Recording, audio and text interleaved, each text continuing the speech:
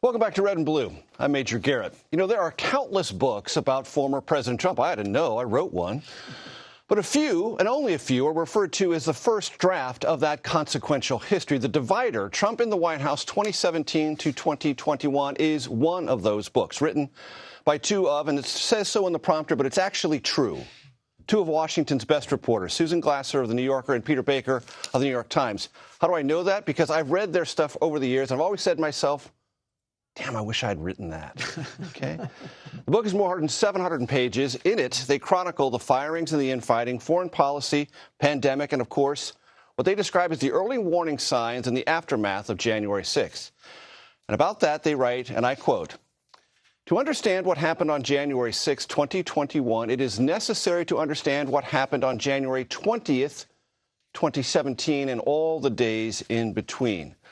The book's authors, Susan Glasser and Peter Baker, join us now. First time we've had actually three people at this tiny little desk, so welcome to a moment of CBS News streaming history. Peter and Susan, it's great to have you with us. I also want to read this excerpt for the audience, because I think it's really important. I've read half the book, but this is very early on, but I think it sets the stage for everything, and I want to understand what you're trying to convey. This is excerpt one, folks.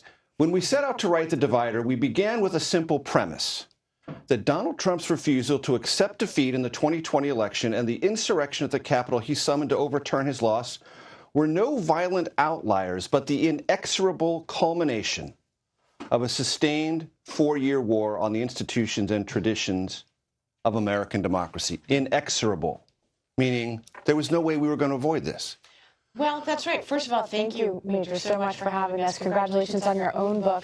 I think, as someone who's looked and studied at Trump's attack on the 2020 election, the thing that's so striking is that it's a through line, and that a sustained four-year attack on institutions and the legitimacy of especially pillars of the American democracy. Remember, Donald Trump started calling it a rigged election in May of 2020 and basically said in every way possible, any outcome of this election that does not have me as the winner will not be legitimate. Right. And Peter, there were so many instances in his presidency that we covered day in and day out that took institutions and not only shook them sort of at the margins, but tried to pound them into submission. Yeah. And I think that's one of the themes that comes across in your book. Right, because he didn't come in with any experience in politics, or at least elective office, or the military. Remember, the only president who had spent a day in office before becoming president. And to him, the military, the Justice Department, the intelligence agencies, the healthcare professionals, all of them were meant to be instruments of his own political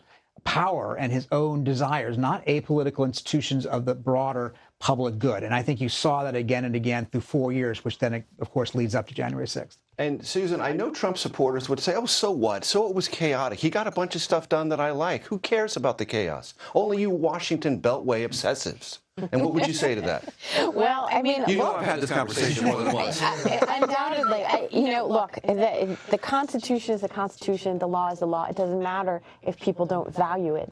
And the President of the United States takes an oath to uphold the Constitution. And the thing is that, it's a great republic if you can keep it, was the sort of refrain you heard from Democrats on Capitol Hill. But the bottom line is America has never had, in its whole history, Democrats, Republicans, we've had contentious elections before.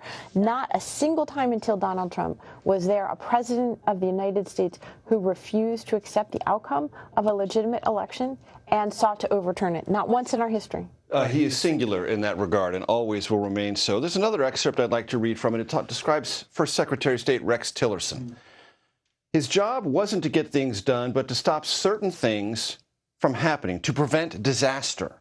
And over time, I think he came to emanate that in a way that the president found demeaning. Yeah.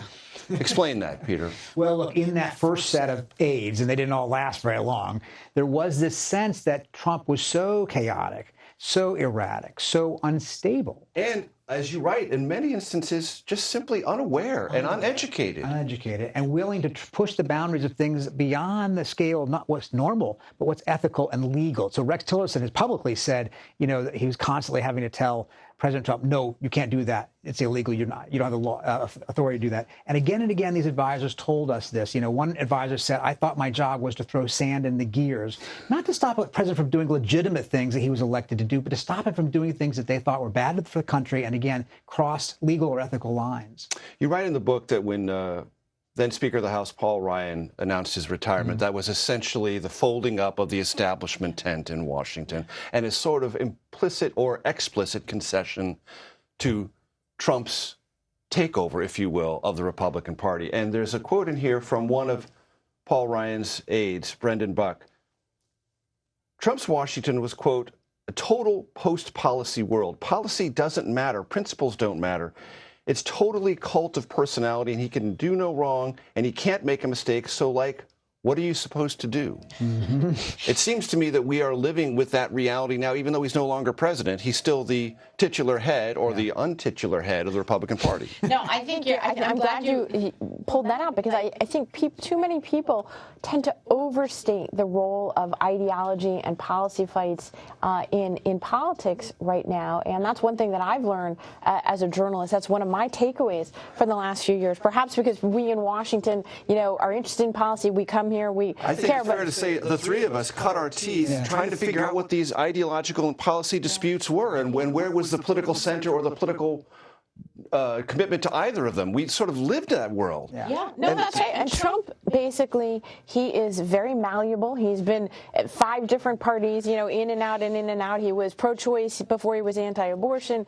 He is very transactional with his ideology, because fundamentally his ideology is about himself. I think the story that we tell in the book is a story of, over the 4 years, trying to get more and more a definition of personal loyalty as being the criterion for serving in the administration. And he saw the Republicans on Capitol Hill basically as his own adjunct, as a wing of his party. And I think that, you know, Paul Ryan and Mitch McConnell, they had visible distaste for Donald Trump, and yet they both bowed to him in different ways. And to this day, despite his disdain, and Paul Ryan's made that clear in many background interviews with reporters, he's never spoken out publicly in a real way about Donald Trump. Mitch McConnell denounced Donald Trump, blamed him for the insurrection at the Capitol, and yet didn't vote for the impeachment, and said that if he was the nominee of the Republican Party in 2024, that he would support him. Peter Baker, does it give you any pause that the public had a sense of a lot of this,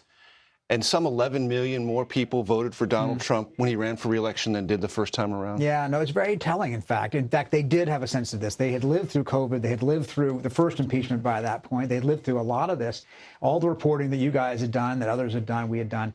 And they weren't troubled by it, or because they liked, as you say, various policy goals. If you're considered conservatively Republican, considerably conservative, you have 3 Supreme Court justices, you had tax cuts, you had things you might have liked, and you say, okay, I may not appreciate everything he says or does, but I'm more committed to that, or I'm more committed to party or my tribe. I may not like him, but I really don't like the other guys even more. And I think it speaks to the polarization of our time, which is why we call the book The Divider. He didn't create the divisions in American society, but he's a manifestation of them. Transactional zero-sum politics. It is something that Donald John Trump, as candidate then as president, made altogether real every day, 24/7. The Divider is a great, great book that covers that and so much more. Susan Glasser, Peter Baker, thanks so very much. Thank you.